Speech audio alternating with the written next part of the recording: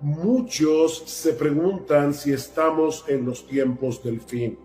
Si van a Marcos capítulo 13, van a ver cómo hay varios versículos donde el Señor nos advierte que debemos estar velando. Versículo 5.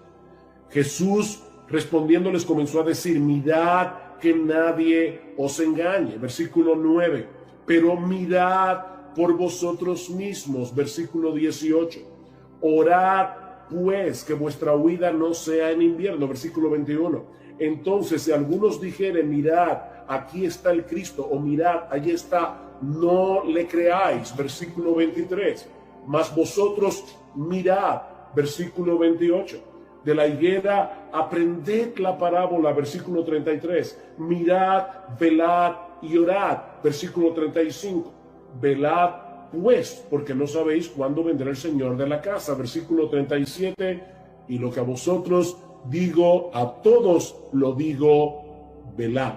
Ven, hermanos, cómo la intención de este pasaje es eminentemente pastoral. Mis hermanos, la Biblia no fue escrita para que podamos enterarnos hoy de las noticias de mañana.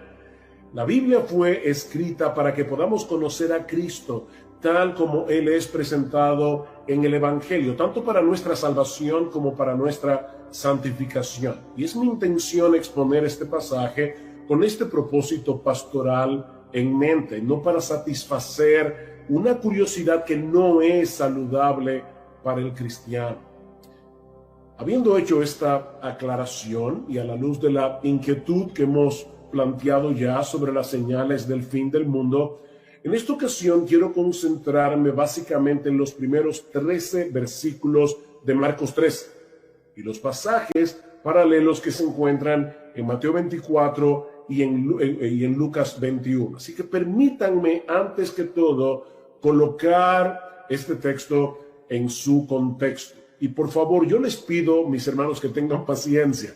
Cuando yo era niño y nos mudamos de un pueblo a la capital, mi familia estaba construyendo la casa paterna y mientras hacían los cimientos de la casa, lo que nosotros llamamos la zapata, nosotros íbamos continuamente y a mí me daba la impresión de que la construcción no estaba avanzando. Bueno, yo les voy a pedir que tengan paciencia porque vamos a tener que primero echar los cimientos y puede ser que te dé la impresión de que no estamos avanzando, pero te vas a dar cuenta después cómo este contexto es tan importante para entender el tema que nos ocupa en esta tarde. Este discurso de Monte de los Olivos fue pronunciado durante la Semana de la Pasión, que comenzó el llamado Domingo de Ramos, cuando Jesús entró por última vez en la ciudad de Jerusalén para celebrar la Pascua con sus discípulos. Miles de personas se habían aglomerado en la entrada de la ciudad, aclamando con gozo a Jesús como el Mesías, el Hijo de David. Y mis hermanos, si no conociéramos la historia y pudiéramos viajar a través del famoso túnel del tiempo hasta ese Domingo de Ramos en Jerusalén, pensaríamos que la nación de Israel estaba experimentando un avivamiento espiritual. Pero muy pronto iba a ser evidente que toda esa algarabía no era más que una fachada religiosa, que eso no reflejaba la realidad del corazón. Unos días más tarde, Israel iba a rechazar a su Mesías. Y eso tendría serias repercusiones tanto a nivel político como a nivel espiritual para esta nación que en el antiguo pacto era una teocracia. Ese lunes en la mañana, después del Domingo de Ramos, Jesús y sus discípulos se dirigían hacia el templo en Jerusalén y encuentran en el camino una mata de higuera llena de hojas pero sin fruto. Y en un acto simbólico Jesús maldice la higuera. Ahora deben tener en cuenta que en el Antiguo Testamento el árbol de higuera representaba la nación de Israel. Jesús maldice este árbol y se seca hasta la raíz. Eso era Israel en los días del Señor. Un hermoso árbol lleno de hojas, pero que no tenía frutos, a punto de recibir todo el peso de la ira de Dios por su formalismo religioso. Inmediatamente después, el Señor entra en el templo con sus discípulos, echa fuera a los comerciantes, a los cambistas y acusa a los sacerdotes de haber convertido la casa de Dios, el templo de Dios, en una cueva de ladrones. Y esa fue la gota que derramó el vaso, porque eso fue el lunes, recuerden. El martes en la mañana Jesús fue confrontado en el templo por los líderes religiosos de Israel con una serie de preguntas capciosas, tratando de que él se incriminara con sus propias palabras y así poderlo acusar delante del Sanedrín como un blasfemo. En ese contexto, el Señor les cuenta a los líderes religiosos una historia en forma de parábola. Estoy en Marcos 12, acerca de un hombre que había plantado una viña y que se la había arrendado a unos labradores. Pero cuando llegó el tiempo de la vendimia y el dueño envía a algunos de sus siervos a buscar la parte de los frutos que le corresponde, estos labradores malvados los afrentan y los golpean, llegando incluso a matar a algunos de estos siervos. Pero en vez de darles lo que merecía, el dueño decide enviarles lo más preciado que tenía, a su propio hijo, al amado de su corazón. Lo dice el texto que echándole mano lo mataron y lo arrojaron fuera de la viña. ¿Comienzan a ver, hermanos, la intención de esta parábola? Y ahora Jesús les pregunta, ¿qué hará entonces el dueño de la viña? Y ellos responden, llevará a esos miserables a un fin lamentable y arrendará la viña a otros labradores que le paguen los frutos a su tiempo. Recuerden, hermanos, eso es inmediatamente antes del discurso del Monte de los Olivos. Ahora, obviamente la viña de esta historia es la nación de Israel y los labradores son sus líderes. De hecho, dice en Marcos capítulo 12, versículo 12, que a partir de ese momento ellos trataban de prender a Jesús, porque comprendieron que contra ellos había dicho la parábola. Ellos entendieron perfectamente el significado de esta historia. De manera que esta parábola nos enseña lo mismo que la maldición de la higuera. Israel perdería su estatus de nación teocrática y la viña sería entregada a otros labradores, la iglesia, que sí producirían los frutos que se esperaba de ella. Más adelante, en ese mismo día, el Señor pronuncia unas palabras bien duras contra los escribas y fariseos. Y esto se recoge en Mateo capítulo 23. Ahora recuerden, Mateo tiene su discurso del Monte de los Olivos en el capítulo 24. Así que este discurso contra los líderes de Israel se encuentra inmediatamente antes del discurso del Monte de los Olivos. Y de nuevo Jesús vuelve sobre el mismo tema, el juicio de Dios contra Israel. Dice en Mateo 23, por tanto, mirad, yo os envío profetas, sabios y escribas. De ellos a unos los mataréis y crucificaréis, y a otros los azotaréis en vuestras sinagogas y los perseguiréis de ciudad en ciudad. Y ahora escuchen, mis hermanos, para que recaiga sobre vosotros la culpa de toda la sangre justa derramada sobre la tierra, desde el justo Abel hasta la sangre de Zacarías, a quien asesinasteis entre el templo y el altar. En verdad os digo que todo esto vendrá sobre esta generación.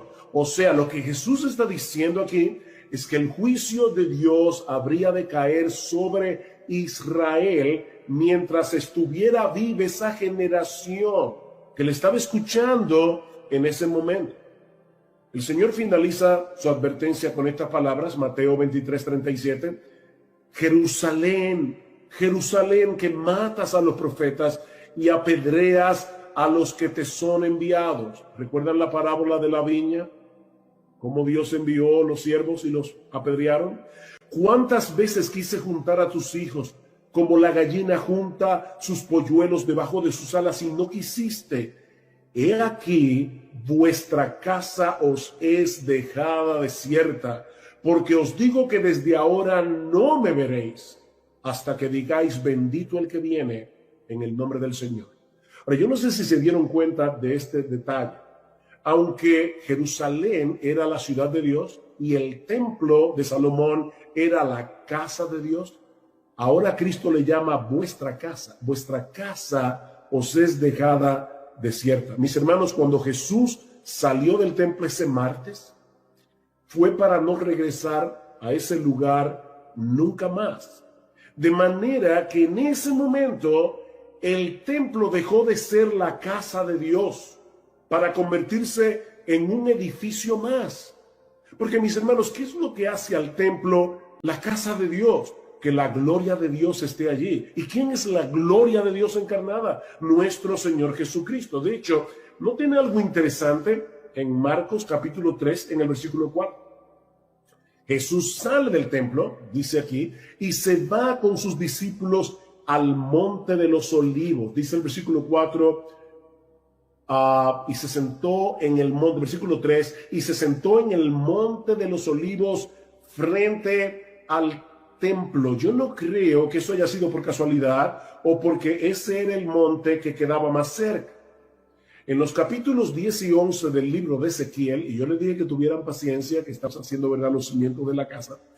En los capítulos 10 y 11 del libro de Ezequiel, el profeta ve en una visión cómo la gloria de Dios abandona el templo por causa de la apostasía del pueblo. Y esta es una forma simbólica de expresar el castigo de Dios sobre la nación. Un castigo que se manifestó cuando los babilonios destruyeron la ciudad y el templo en el año 587 antes de Cristo. Pero hay un detalle sorprendente en esta profecía del libro de Ezequiel. Dice en el versículo 23 del capítulo 11 que la gloria del Señor se elevó en medio de la ciudad y se detuvo sobre el monte que está al oriente, es decir, el monte de los olivos, como vemos claramente en Zacarías capítulo 14, versículo 4. La gloria de Dios dejó el templo antes de ser destruido por los babilonios, y eso es exactamente lo que está sucediendo aquí. La gloria de Dios encarnada, ese verbo que se hizo carne, del quien dice Juan en Juan 1:14, y vimos su gloria, gloria como del unigénito del Padre, lleno de gracia y de verdad. Esa gloria encarnada estaba abandonando el templo para ir a sentarse en el monte de los olivos. Esa casa fue dejada desierta, como profetizó Jesús, porque la gloria de Dios, que era Él mismo, ya no regresaría al templo nunca más. Un templo sin gloria es un edificio como cualquier otro. Mis hermanos, eso es lo que está en el trasfondo del discurso del Monte de los Olivos. Ese es el contexto. Y eso nos lleva ahora al segundo encabezado de este mensaje. Es la profecía de Jesús sobre la destrucción del templo. Recuerden, Jesús les dice, vuestra casa os es dejada desierta. Esta casa va a ser destruida. Tal parece que estas palabras de Jesús habían dejado en shock a los discípulos. ¿Cómo era posible que el templo, la casa de Dios, fuera destruida? Vean el versículo 1 de Marcos 13. Saliendo Jesús del templo, le dijo uno de sus discípulos, Maestro, mira qué piedras y qué edificios. Como diciendo, ¿y de verdad el templo será destruido? Mis hermanos, para que ustedes tengan una idea de lo que esa profecía implicó cuando Jesús la pronunció, y eso de paso es una de esas pruebas incidentales de la veracidad de las Escrituras. Este templo había comenzado a ser remodelado por Herodes el Grande a partir del año 19 antes de Cristo. Herodes era famoso no solo por su crueldad, sino también por sus proyectos de construcción. pero ninguna de sus obras se compara con el templo de Jerusalén. Para que ustedes tengan una idea, todo el complejo del templo cubría 35 acres de terreno, es decir, el equivalente a unas 12 canchas de fútbol. Y se calcula que algunas de las piedras que se emplearon para su construcción pesaban 1.000.000 de libras. Algunas de las columnas que soportaban el pórtico eran tan anchas que apenas podían ser abarcadas por 3 hombres tocándose por las puntas de los dedos. De manera que para los judíos era impensable que un edificio de esa magnitud pudiera ser destruido, aparte de que era la casa de Dios. Pero la destrucción predicha por Jesús sería de tal magnitud que el templo iba a ser arrasado desde sus cimientos. Versículo 2. Jesús respondiendo le dijo: ¿ves estos grandes edificios?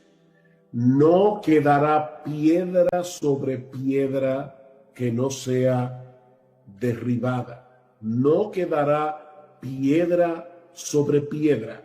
Este iba a ser el clímax de la ira de Dios sobre esta nación por haber desechado a su Mesías, y es lo que se describe en los versículos 14 al 23 de Marcos 13. Mi postura es que los versículos 14 al 23 de Marcos 13 no predicen los días antes de la segunda venida, sino la destrucción de Jerusalén y del templo. El pasaje paralelo de Lucas 21 no deja lugar a dudas con respecto a esto.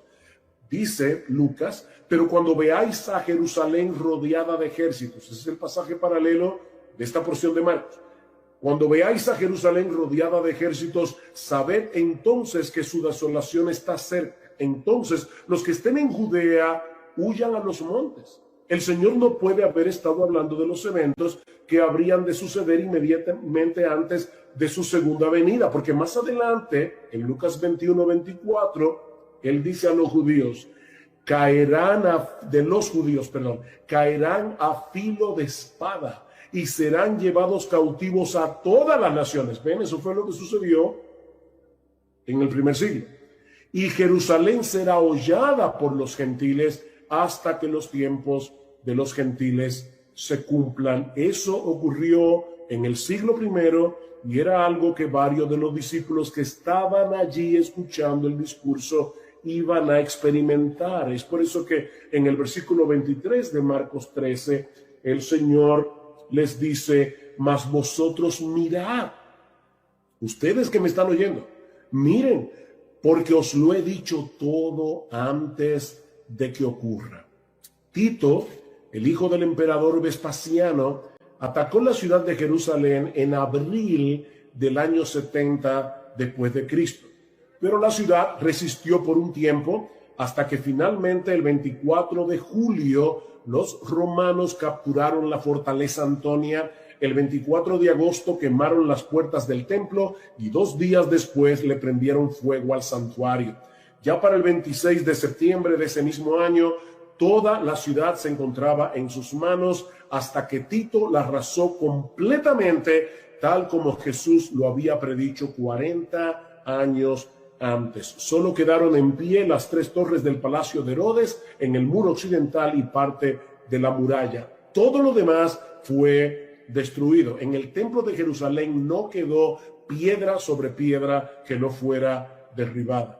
De acuerdo al historiador Flavio Josefo, más de 1.000.000 de personas murieron durante el asedio, aparte de los 97.000 judíos que fueron capturados y vendidos como esclavos. Mis hermanos, esto fue una masacre total. Es por eso que Cristo va a decir en esa porción de Marcos que esa sería la tribulación más grande que la nación de Israel ha sufrido como teocracia, ni sufrirá jamás.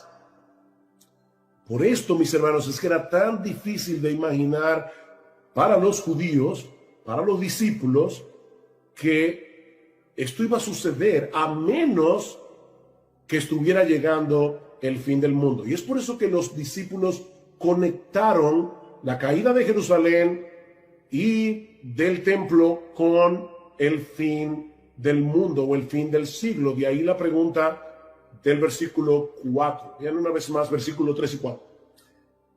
Y se sentó en el monte de los olivos frente al templo, y Pedro, Jacobo, Juan y Andrés le preguntaron aparte: dinos, ¿cuándo serán estas cosas? ¿Y qué señal habrá cuando todas estas cosas hayan de cumplirse? Perdón. En el pasaje paralelo, en el Evangelio de Mateo, encontramos la pregunta en una forma más completa. Dinos cuándo serán estas cosas, es decir, la destrucción de Jerusalén y del templo, y qué señal habrá de tu venida y del fin del siglo. ¿Ven cómo los apóstoles parecen estar conectando estos eventos al mismo tiempo? La destrucción de Jerusalén y el templo por un lado, y la segunda venida de Cristo y el fin del mundo por el otro. Pero Jesús quiere hacerles ver ahora que habrá un lapso de tiempo indefinido entre estos eventos. De ahí las advertencias del Señor que encontramos en los versículos 5 al 13, lo que me lleva a mi próximo encabezado, las advertencias de Jesús. La primera de esas advertencias la encontramos en los versículos 5 al 8, y es que tengan cuidado los discípulos de no dejarse engañar por las supuestas señales de su venida y del fin del mundo. Por favor, lean conmigo Marcos 13. Voy a pedirles, yo no sé si ustedes están captando con mi computadora el ruido que hay alrededor, pero estamos en elecciones y eso es lo que pasa en mi país, se convierte en un carnaval.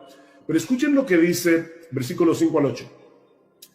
Jesús respondiéndoles comenzó a decir: mirad que nadie os engañe, porque vendrán muchos en mi nombre diciendo yo soy el Cristo, y engañarán a muchos. Mas cuando oigáis de guerras y de rumores de guerras, no os turbéis, porque es necesario que suceda así, pero aún no es el fin. Porque se levantará nación contra nación y reino contra reino, y habrá terremotos en muchos lugares, y habrá hambres y alborotos, y Lucas menciona también habrá pestes, habrá pestilencias, principios de dolores son estos. ¿Se dan cuenta, hermanos? Esta enseñanza de Jesús es tan clara que resulta increíble la cantidad enorme de personas que han sido engañadas a lo largo de la historia, pensando que el fin del mundo estaba a la vuelta de la esquina, porque algunos de estos eventos, como los que el Señor está describiendo aquí, estaban ocurriendo. Pero Jesús les dice: vendrán falsos cristos, oiréis de guerras y rumores de guerras, naciones se levantarán nación contra naciones para pelear contra otros, reino contra reino, habrá terremotos, hambrunas, pestes, pandemias, pero todavía no es el fin, dice el Señor en el versículo 7. Estos solo son principios de dolores, dice Jesús en el versículo 8. Y esta es una posible referencia a los dolores de la mujer encinta.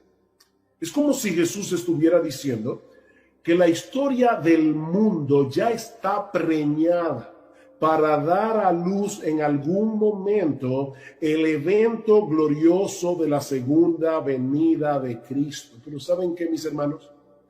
No tenemos ni idea del tiempo que va a durar el parto.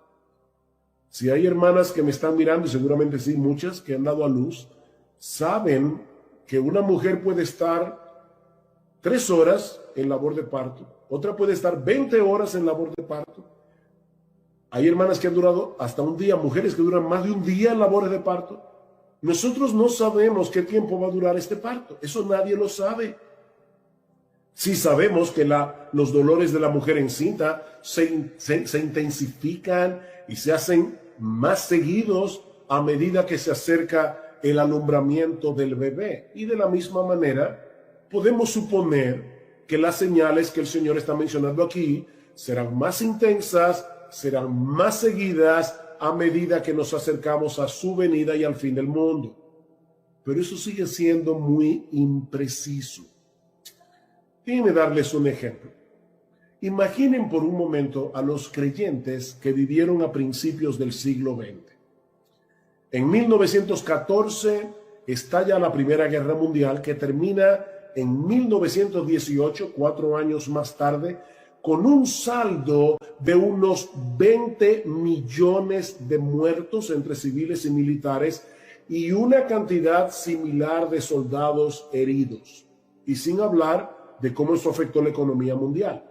Ese mismo año, 1918, llega la pandemia de la gripe española, la más letal de toda la historia, con un saldo de 40 millones de muertos. Es decir, que entre 1914 y 1920, que fue cuando terminó la pandemia de la gripe española, murieron unos 60 millones de personas. 60 millones de personas.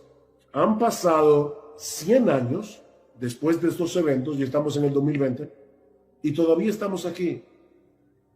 Mis hermanos, no caigamos en la trampa de querer discernir cuándo será el fin del mundo, porque lo cierto es que no lo sabemos. No lo sabemos. Sí, yo sé que el mundo está muy convulsionado.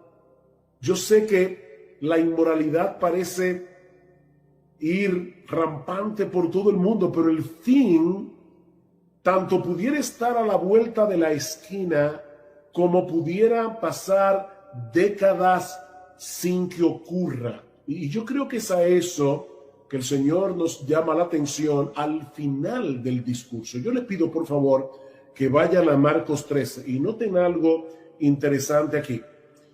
Marcos 13, 14 al 23 encontramos la destrucción de Jerusalén y del templo. Versículo 24 al 27, la segunda venida de Cristo. Y ahora escuchen cómo Jesús termina este discurso. Versículo 28. De la higuera aprended la parábola.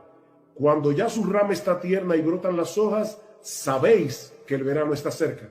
Así también vosotros, a quienes ya yo les he dicho cuáles son las señales de la destrucción de Jerusalén y del templo que ocurrió en el siglo I. Dice, así también vosotros, cuando veáis que suceden estas cosas, conoced que está cerca, a las puertas. De cierto os digo que no pasará esta generación hasta que todo esto acontezca. Ustedes que me están escuchando van a vivir esto. El cielo y la tierra pasará, pero mis palabras no pasarán.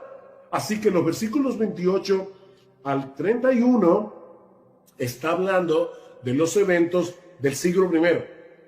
Y ahora noten el versículo 32. Pero de aquel día de la segunda venida y de la hora nadie sabe, ni aun los ángeles que están en el cielo, ni el Hijo, sino el Padre. Mirad, velad y orad, porque no sabéis cuándo será el tiempo. Ustedes se dan cuenta, de la destrucción de Jerusalén, ustedes iban a ver cosas muy claras.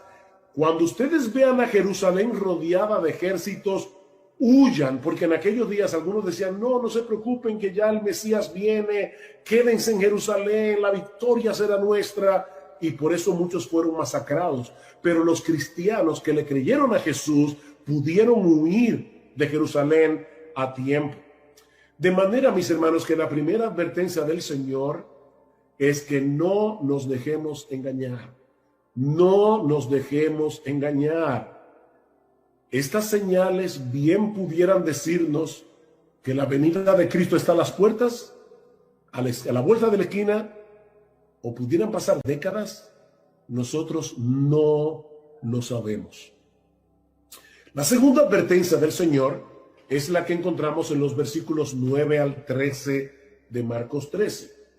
Versículo 9 al 13. Pero mirad por vosotros mismos, porque os entregarán a los concilios y en las sinagogas os azotarán y delante de gobernadores y de reyes os llevarán por causa de mí para testimonio a ellos. Y es necesario que el evangelio sea predicado antes a todas las naciones, pero cuando os trajeren para entregaros, no os preocupéis por lo que habéis de decir, ni lo penséis, sino lo que os fuere dado en aquella hora, eso hablad, porque no sois vosotros los que habláis, sino el Espíritu Santo.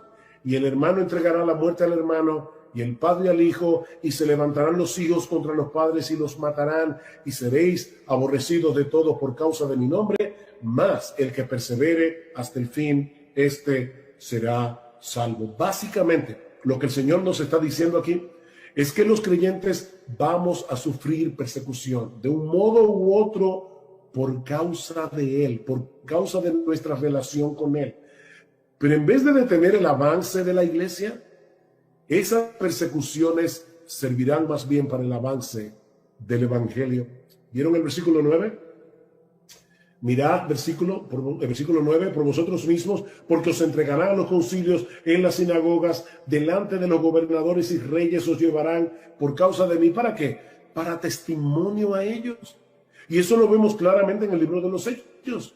A los apóstoles dando testimonio del evangelio delante de las autoridades judías y romanas, cada vez que fueron llamados a comparecer ante las sinagogas y los tribunales por causa del Señor Jesucristo.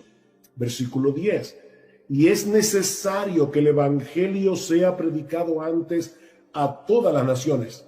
Mis hermanos, ese es otro indicativo de que la segunda venida de Cristo no habría de suceder inmediatamente después de la destrucción de Jerusalén y del templo, y es el hecho de que el evangelio debía ser predicado antes a todas las naciones. Ese es el trabajo de los profetas. Llamar al pueblo al arrepentimiento, llamar al pueblo a volverse de sus ídolos para refugiarse en Dios. Dice, yo los llamé una y otra vez a través de los profetas, pero no quisieron.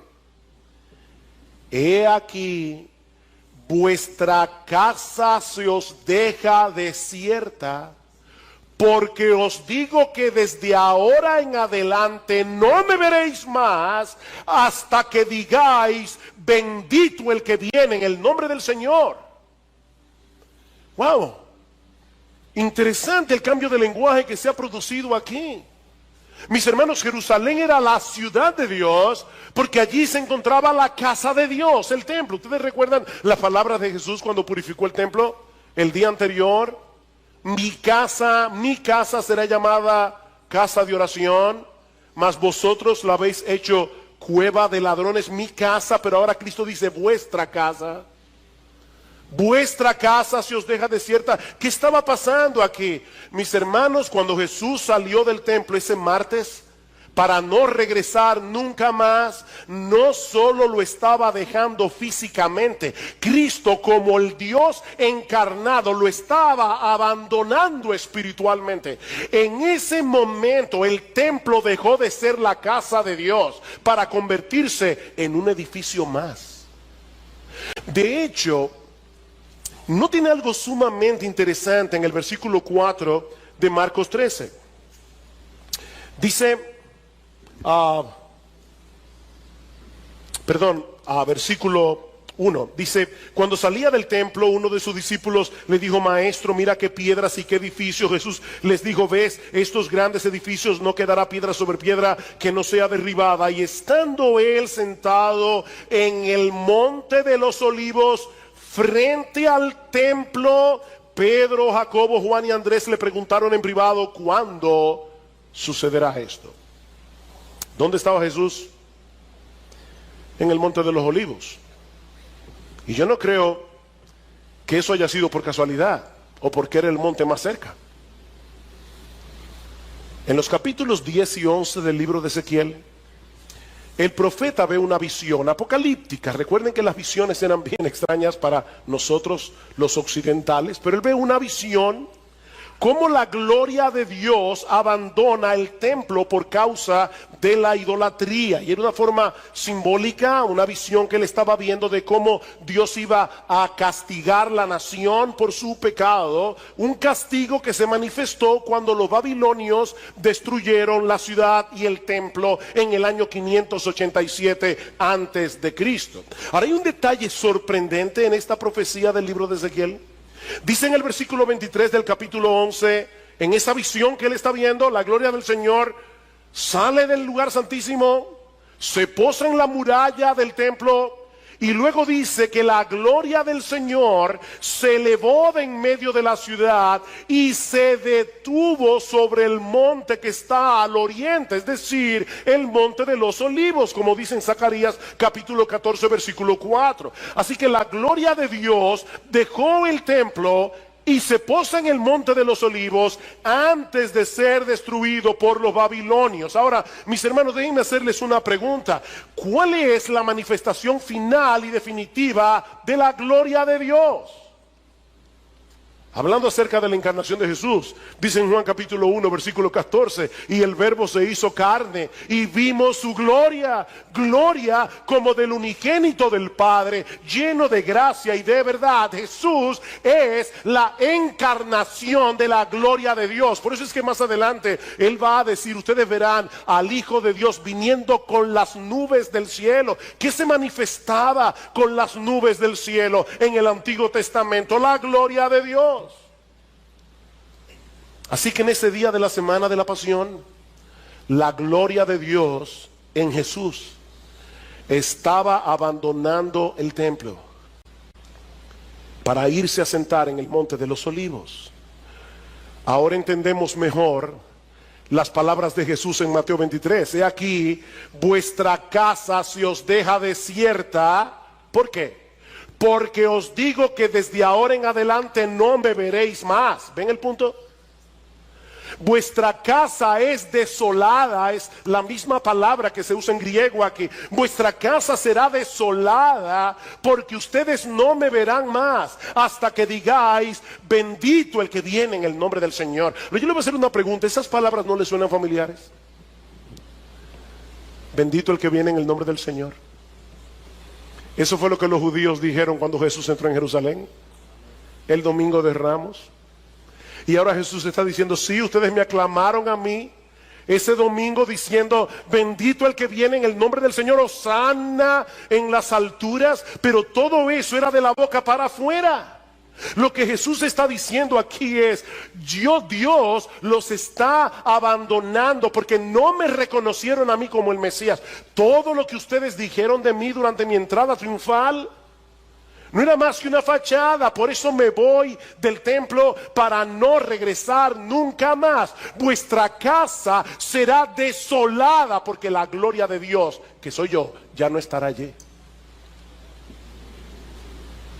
Por eso es que alguien decía, con Jesús no hay alternativa. O Jesús era un loco, o era un farsante, o era Dios. Como dice el C.S. Lewis, no me salgas con esa condescendencia hacia Jesús diciendo que era un gran hombre. No, si Jesús no era Dios, Él no era un gran hombre.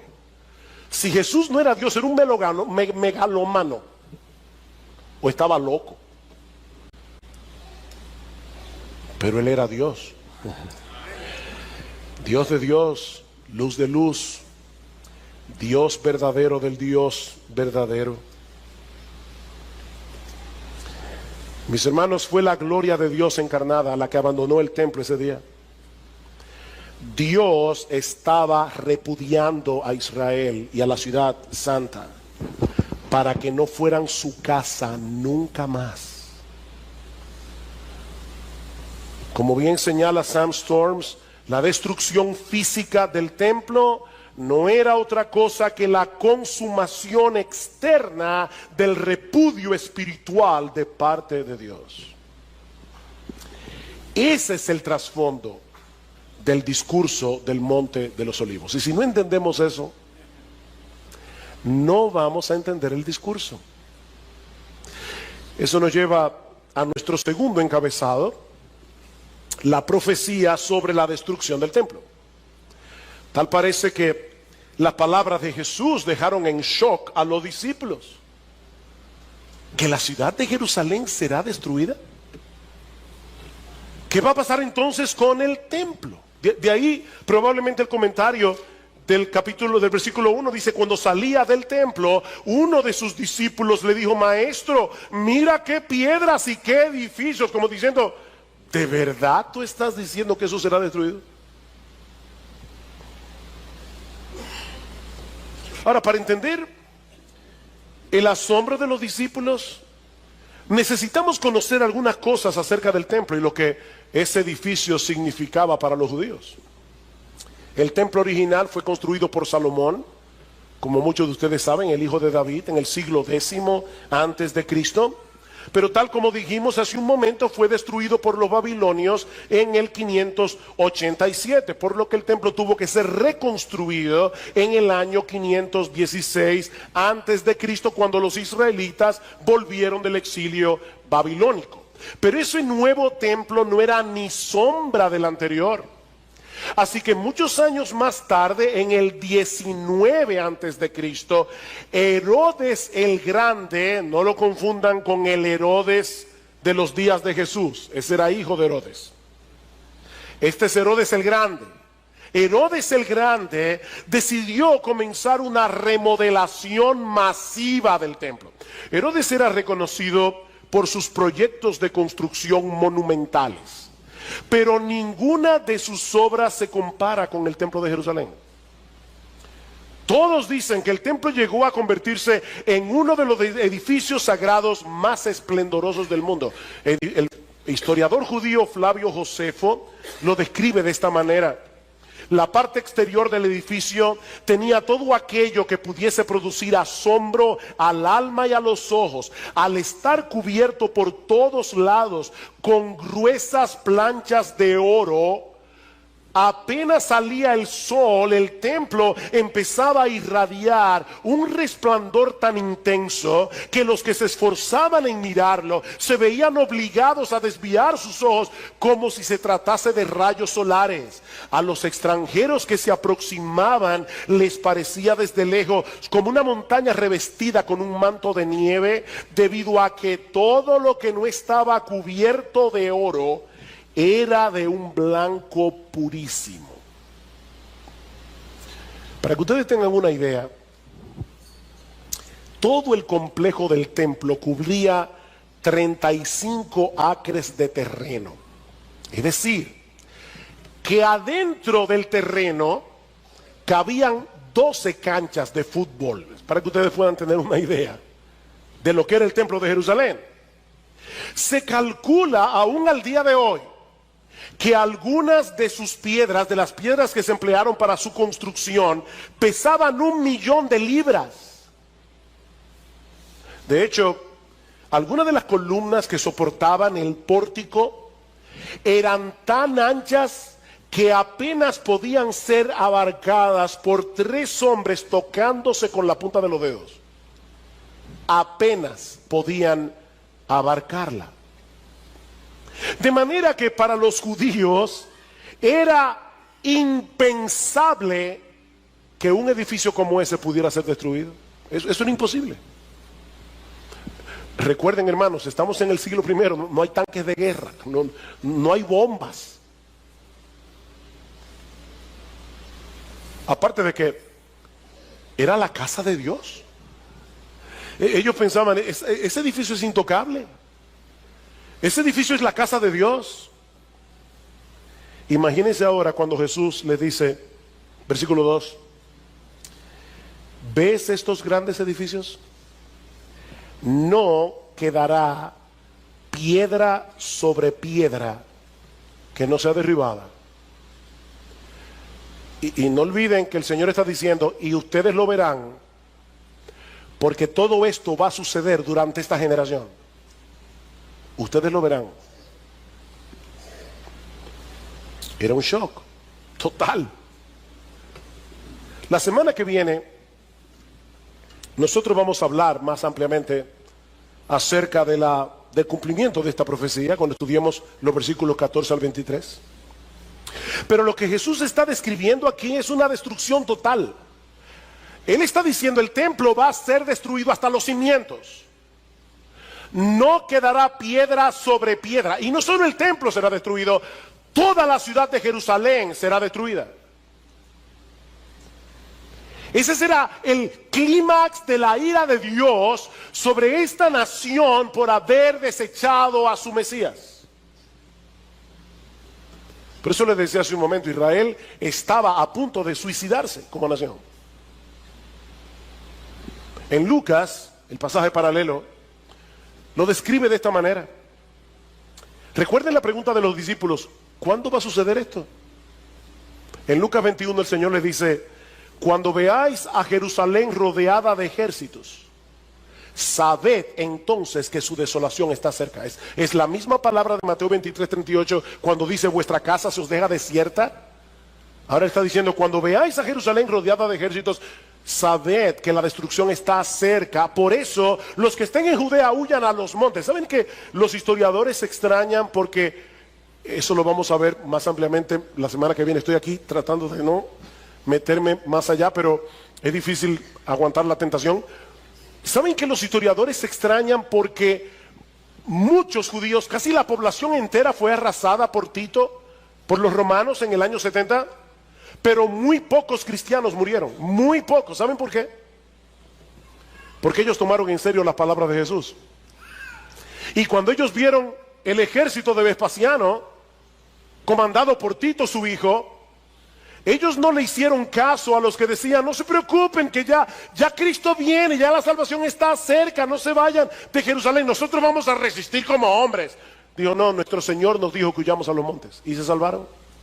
La mayoría de los cristianos huyan a los montes, y los que estén en medio de la ciudad, aléjense, y los que estén en los campos, no entren en la ciudad, porque estos son días de venganza, para que se cumplan todas las cosas que están escritas.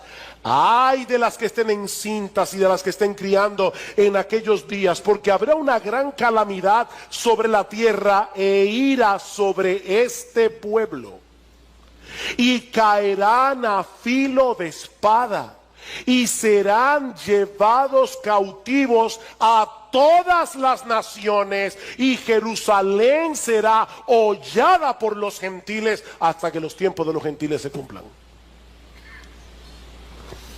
Esa profecía se cumplió tan literalmente que hasta Sosúa llegaron los judíos. Serán llevados cautivos a todas las naciones.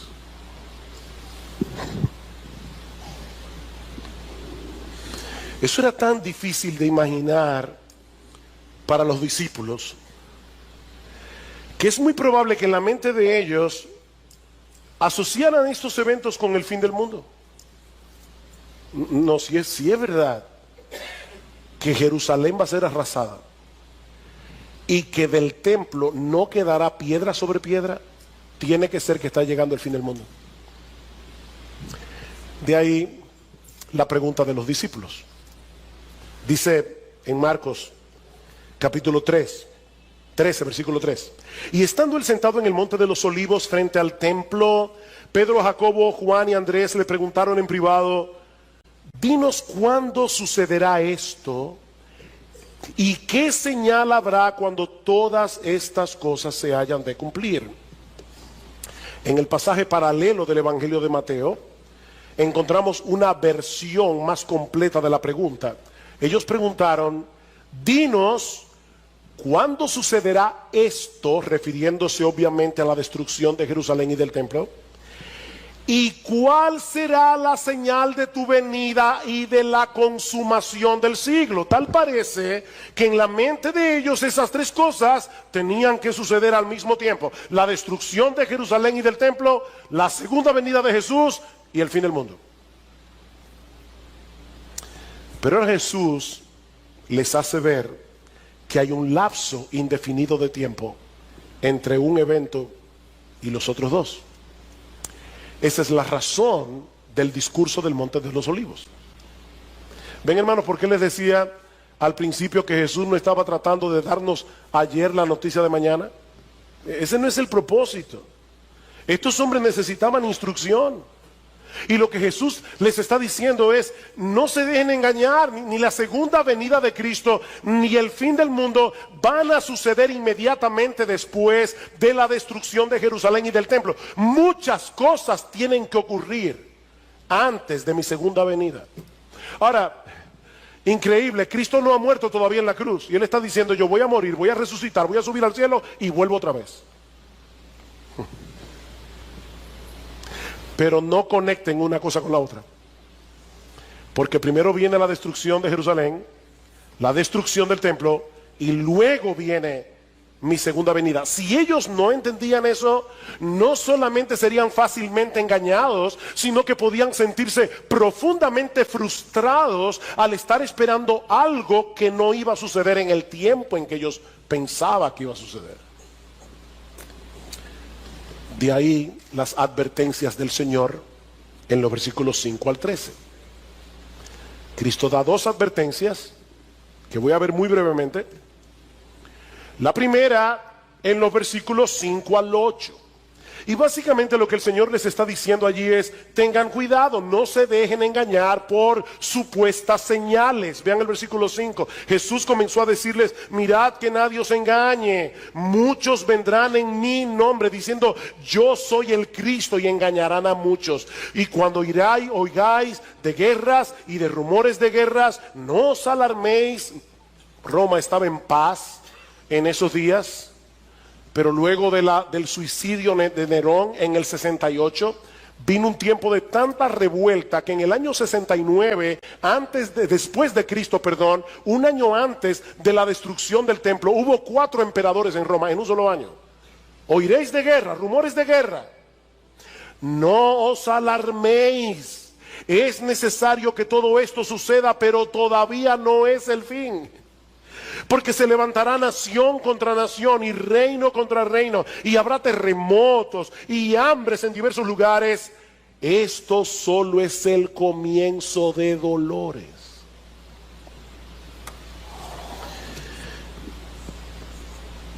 La enseñanza de Jesús es tan clara en este pasaje que no deja de ser increíble que a lo largo de los siglos tantas personas hayan sido engañadas creyendo que ciertos eventos son señales del fin cuando no lo son. Yo no sé cuántas veces las personas pensaron: oye, esto es el fin. Yo me imagino que cuando Napoleón comenzó a conquistar Europa, muchos pensaron en el siglo XIX: ya esto se acabó, Napoleón está muerto y enterrado. Primera Guerra Mundial, eso fue horrible. Bueno, esto sí que ya es el fin del mundo. No, no es el fin del mundo. Van a oír de guerra, rumores de guerra, reino contra reino, nación contra nación. Que esos no son señales del fin, dice Jesús.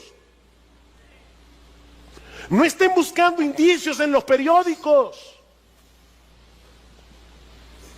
Surge Hitler en Alemania, el ataque a Polonia, la Segunda Guerra Mundial. Bueno, ahora sí que no. Que no es el fin, dice Jesús. Increíble, ¿verdad? ¿Cómo? ¿Qué es lo que le pasa a la gente? Que no leen la Biblia. Lo que pasa es que no leen el texto con cuidado. Aquí dice que no se dejen engañar, que esas no son señales del fin. Eso es lo que va a estar pasando a lo largo de toda la historia hasta que yo vuelva en gloria.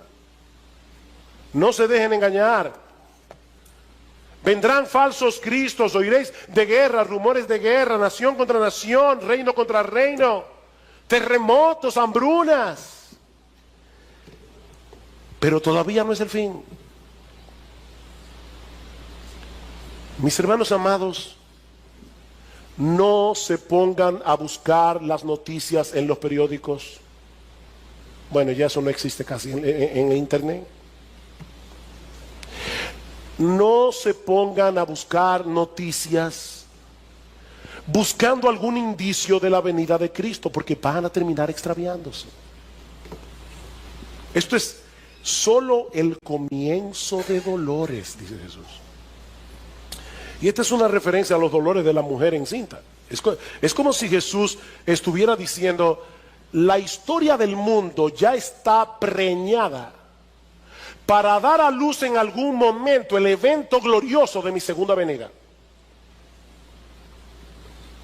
Pero mis hermanos, nosotros no tenemos ni idea del tiempo que va a durar el parto. ¿Saben que hay mujeres que se pasan 24 horas con dolores? Y hay otras que en el tercer pujo dan a luz y duran 2 horas. No sabemos. Eso es lo que Jesús está diciendo. No sabemos. Eso nadie lo sabe.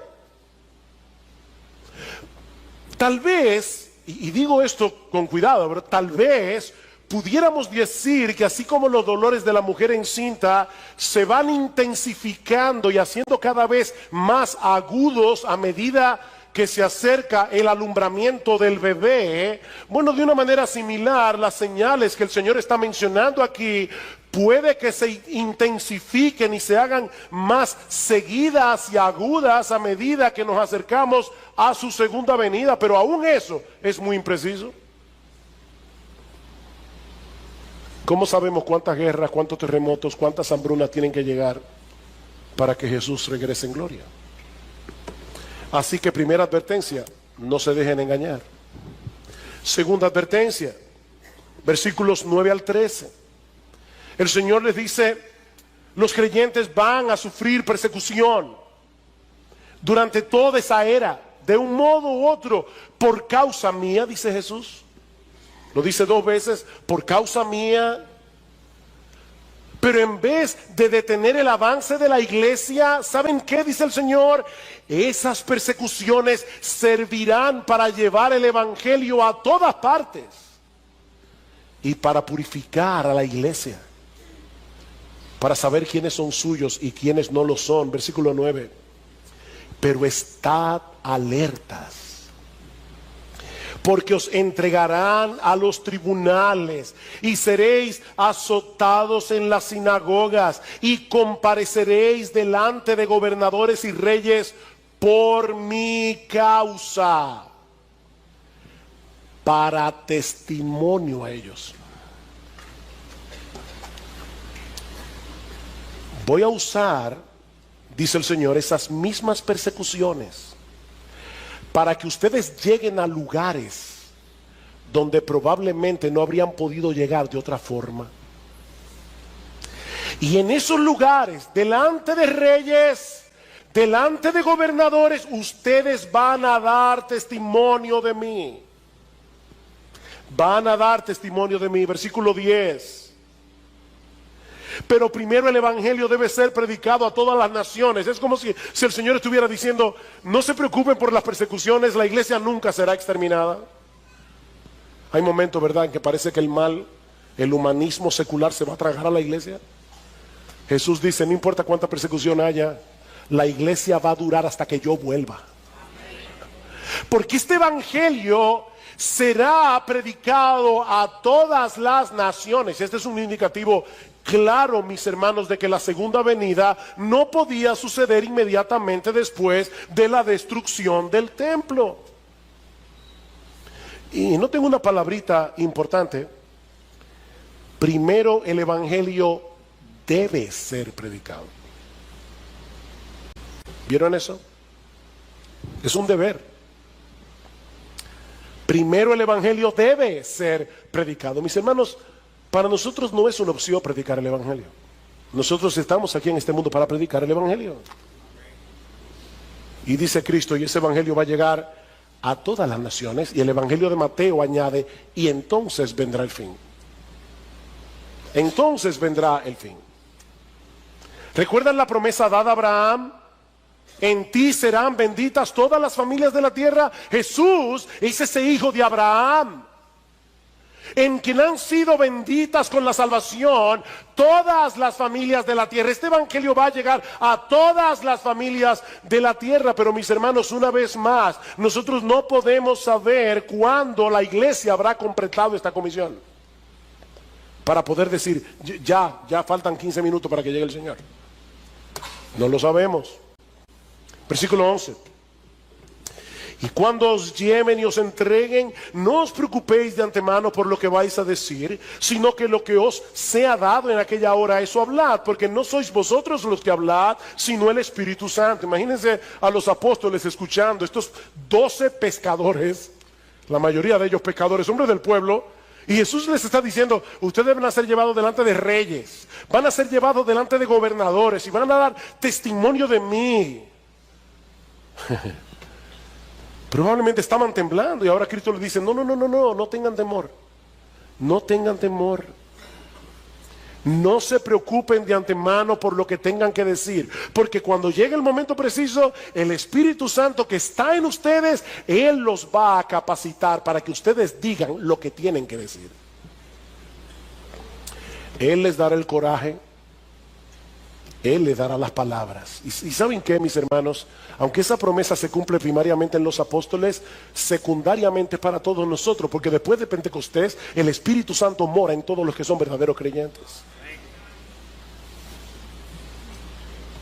Yo no sé a cuántos de ustedes les ha pasado, pero hay momentos en que uno conoce a cierta persona, que ya sea por su posición o por lo que sea, uno se siente intimidado. Si a ti no te ha pasado, te felicito. A mí me ha pasado. Y uno dice, Señor, yo tengo que predicarle el Evangelio. Yo no sé ni cómo voy a comenzar. Pero por favor, Señor, ayúdame. Y es increíble cómo el Señor de repente abre la boca.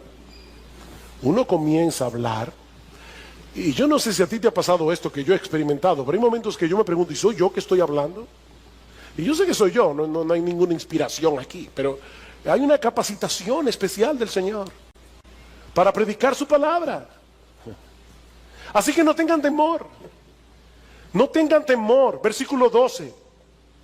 Y el hermano entregará la muerte al hermano y el padre al hijo, y los hijos se levantarán contra los padres y les causarán la muerte, y seréis odiados de todos por causa de mi nombre.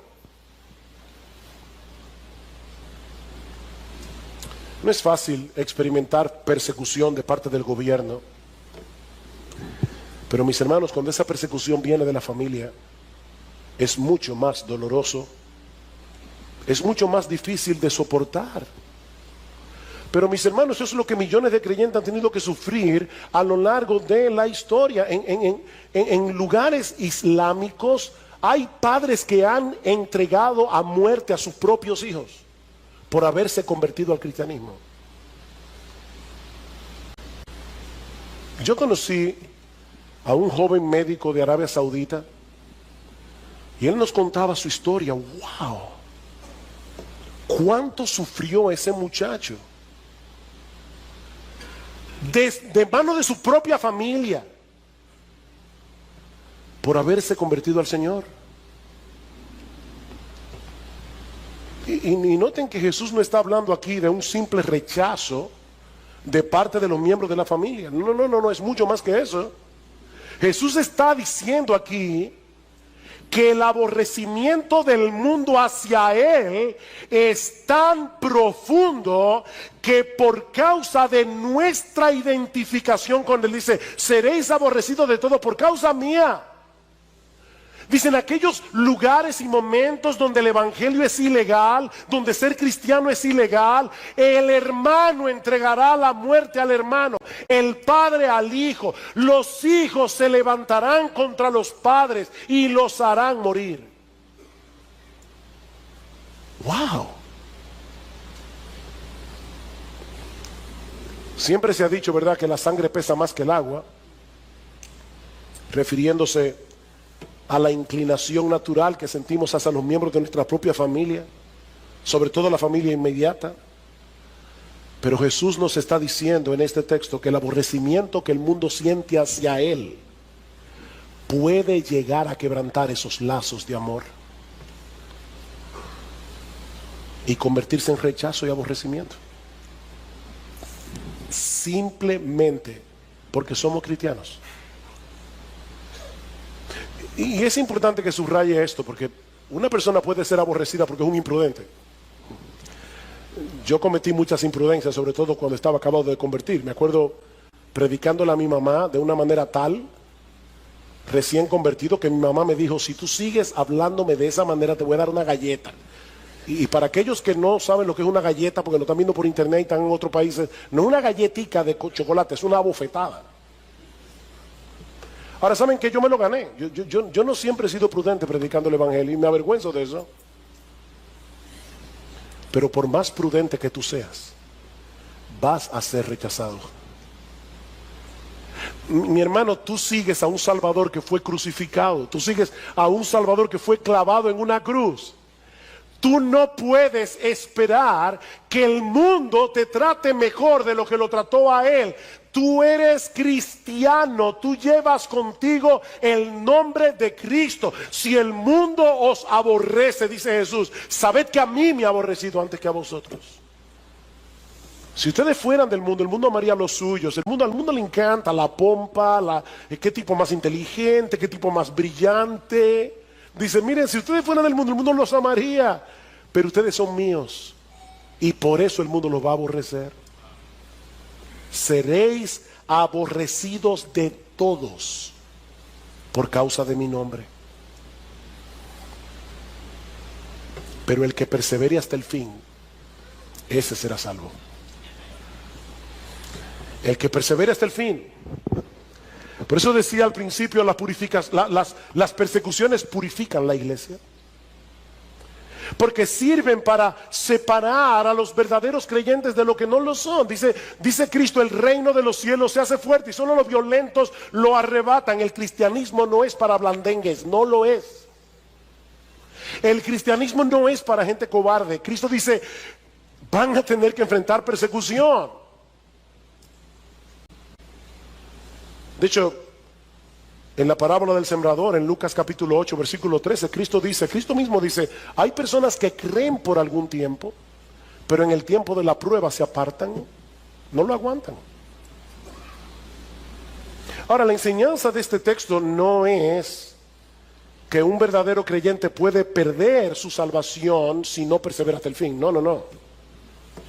Lo que Jesús nos está enseñando aquí es que los verdaderos creyentes son aquellos que perseveran hasta el fin, aún en medio de las persecuciones. Esos son los que de verdad creyeron, aún en medio de las circunstancias difíciles de la vida. Queridos hermanos, ser cristiano nunca ha sido fácil y nunca lo será. Ser cristiano nunca ha sido fácil y nunca lo será. Cristo no era de estos predicadores populares que hay en el día de hoy. Ven a Cristo y todos tus problemas se van a solucionar. No, no, no, yo te estoy diciendo en esta mañana, ven a Cristo y probablemente vas a tener más problemas. Cristo dijo claramente, las zorras tienen guarida, las aves de los cielos nidos, pero el Hijo del Hombre no tiene dónde recostar su cabeza. ¿De verdad tú quieres seguirme a mí? Calcula el precio. Pero ¿saben qué? No hay razón para que los cristianos nos sintamos avergonzados o intimidados por el mundo. Porque estamos del lado de aquel que venció la muerte en la cruz del Calvario. No hay razón para estar intimidados. Mis hermanos, independientemente de lo que el mundo piense de los cristianos, que somos unos retrógrados, que somos de mente estrecha, que nosotros estamos en la época de la Edad Media, que nosotros no somos progresistas, no importa lo que el mundo piense de los cristianos. Es un privilegio, es un gran privilegio seguir y servir a ese rey que por amor a nosotros se hizo siervo, para dar su vida en rescate por muchos. Es un privilegio ser cristiano. Porque ese que murió en debilidad ahora reina con poder a la diestra del Padre. Y dice Pablo en Efesios 1:11, 1:21, sobre todo principado y autoridad y poder y señorío. Él es el soberano de los reyes de la tierra, dice el apóstol Juan en Apocalipsis capítulo 1, versículo 5. El soberano de los reyes de la tierra. Y algún día todos doblarán su rodilla ante Jesús y confesarán que Él es el Señor. Miren, mis hermanos, si hay algo que nosotros aprendemos de este pasaje, y le decía a mi esposa ayer, estoy peleando con el texto porque hay tantas cosas que tengo que decir y no las puedo decir en una sola hora. Pero si hay algo que nosotros aprendemos de la porción que vimos en el día de hoy, es que este mundo no se está moviendo a tontas y a locas. No, mis hermanos. Nuestro Dios está llevando a cabo el plan de redención que Él decretó desde antes de la fundación del mundo. Un plan de salvación que gira en torno a la persona y a la obra de Jesús. Y nada ni nadie podrá impedir que Él haga lo que Él ha diseñado hacer, lo que Él ha determinado hacer. Es por eso que Jesús anunció de antemano su muerte y su resurrección. Él dijo de antemano: yo vine a morir. Jesús anunció de antemano la destrucción de Jerusalén y del templo en un lapso de tiempo de 40 años, porque Él es el soberano de la historia. Jesús anunció de antemano que los judíos serían esparcidos por todo el planeta Tierra por haberlos rechazado a Él. Jesús anunció que Él iba a edificar a su iglesia. Jesús anunció que la iglesia iba a prevalecer hasta la segunda venida a pesar de las persecuciones, que las puertas del Hades no prevalecerían contra la iglesia. Jesús anunció de antemano que su evangelio sería predicado a todas las naciones. Jesús anunció que Él regresará en gloria por segunda vez desde los cielos cuando todo se haya cumplido. Él es el Señor de la historia. Él es Rey de reyes. Él es Señor de señores. Y algún día todos aquellos que se han rendido ante su soberanía y han venido a Él en arrepentimiento y fe, reinaremos juntamente con Él.